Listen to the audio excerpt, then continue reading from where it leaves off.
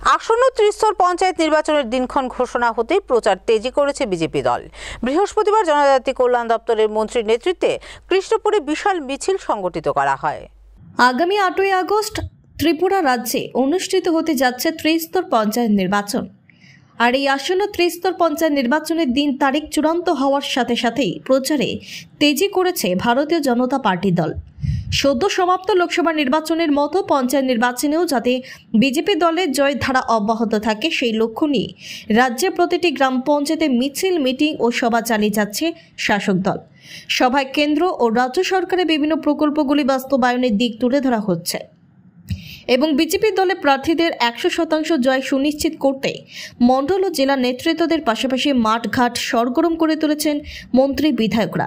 বৃহস্পতিবার বিকেলে জনজাতি কল্যাণ দপ্তরের মন্ত্রী বিকাশ দেববর্মার নেতৃত্বে কৃষ্ণপুর বিধানসভার পঞ্চায়েতগুলিতে সুবিশাল মিছিল সংগঠিত করা হয়।